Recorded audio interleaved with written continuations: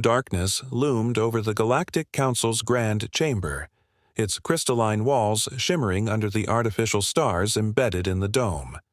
The gathered delegates, representing civilizations across the known universe, sat in eerie silence as High Counselor Vextara rose from her hover throne.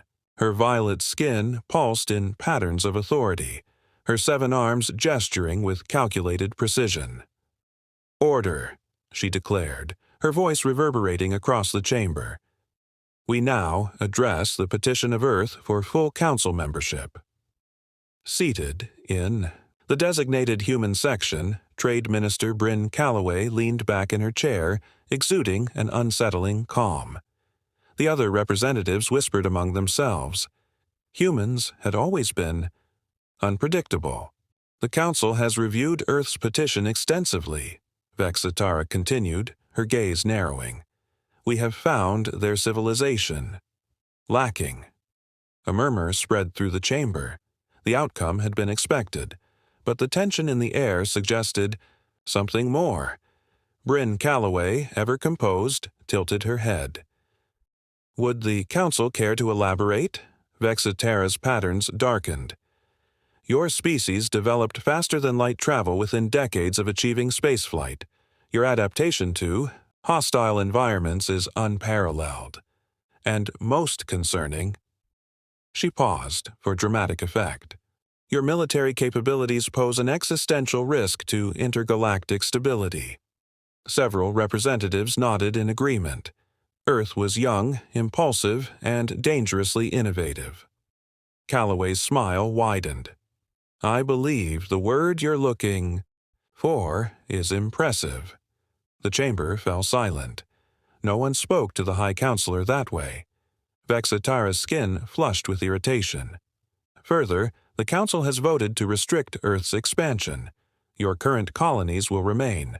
Any attempt to establish new ones will be deemed an act of aggression." Gasps rippled through the assembly. This was more than a rejection. It was containment. But Bryn Calloway laughed. "Thank you, High Counselor," she said, standing smoothly. "Earth appreciates your transparency." Vexitara frowned. "You don't seem particularly troubled by this decision." "Oh, we're not." Calloway turned to leave. "We hereby withdraw all diplomatic presence from Council space, effective immediately." "You what?" Vexitara's composure faltered. Calloway's voice carried as she walked toward the exit. "Oh, and one more thing.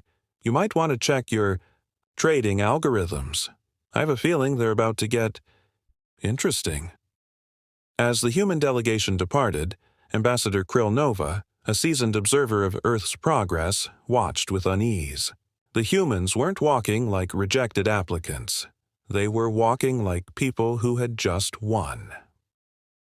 Cycle 10. After Council rejection.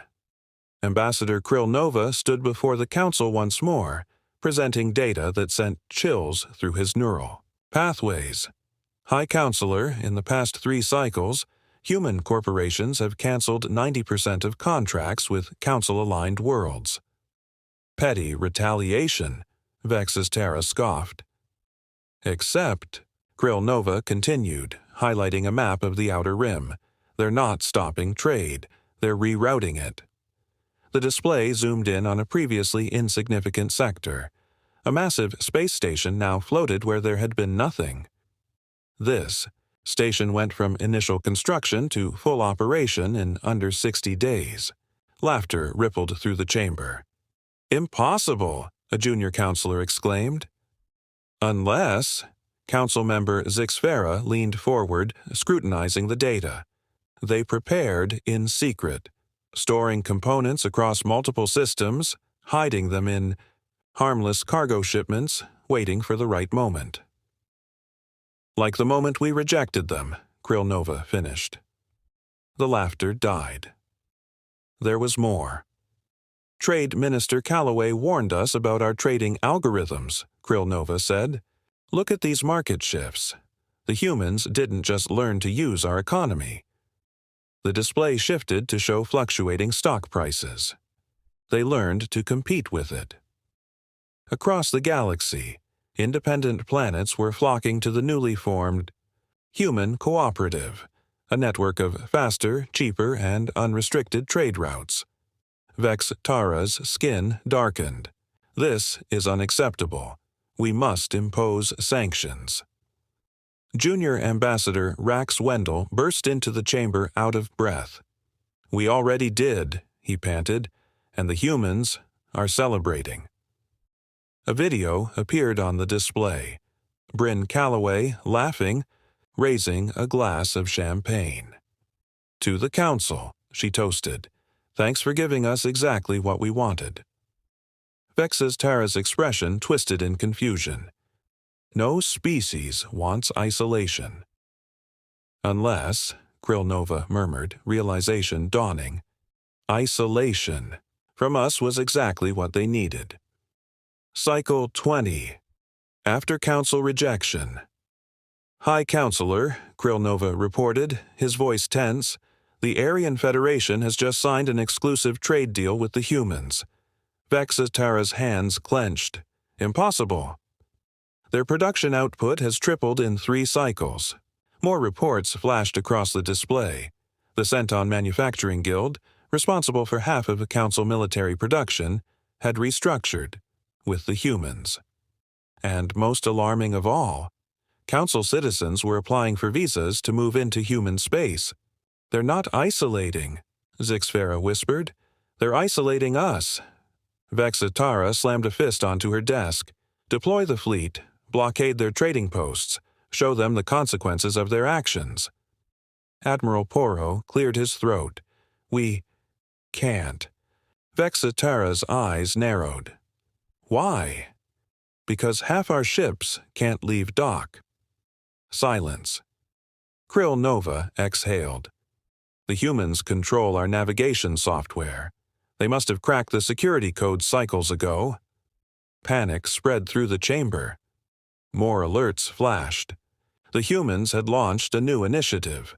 The Sanctuary Program, offering citizenship and relocation assistance to anyone seeking refuge from oppressive Council policies. They can't do that, someone shouted. Actually, Zixfera corrected, they can. It's completely legal. Vex's Tara trembled in frustration. The humans have a saying, Krillnova muttered. Brain drain, and they're draining us of every brilliant mind we try to control. Cycle 50. After Council rejection, Trade Minister. Bryn Calloway stood on the steps of the United Systems Alliance headquarters. Today, she announced, the Human Cooperative evolves into the United Systems Alliance. Our doors are open to all who seek progress, innovation, and freedom. Krillnova watched as the display changed. The dead world of Proxima B, once a barren wasteland, had been transformed into a lush paradise using human terraforming technology. What took our best scientists 50 cycles to partially achieve, Zixfera murmured, they accomplished in 1. Another announcement. The Alliance was offering free terraforming services to any world willing to leave the Council. Planets lined up before Calloway even finished speaking. This isn't economic warfare, Krillnova said, watching the celebrations. This is revolution. Final cycle of the Council. The once mighty Galactic Council, rulers for 10,000 cycles, now resembled a relic of a bygone era. Vexa Tara, defeated, watched helplessly as yet another Council world defected to the Alliance. How? She whispered. How did they do this so quickly? A voice from the entrance answered. You never controlled us, said Sarah Chen, Earth's former ambassador. You just gave us the perfect excuse to build something better. She placed a data crystal on the central podium. Our final diplomatic note. The Alliance extends an open invitation to any world that values freedom, fairness, and innovation. Vex's Tara's skin flickered with despair. You planned this. Chen smiled. Let's just say, rejection was the best thing that ever happened to us. The Council was no more. The Alliance had won.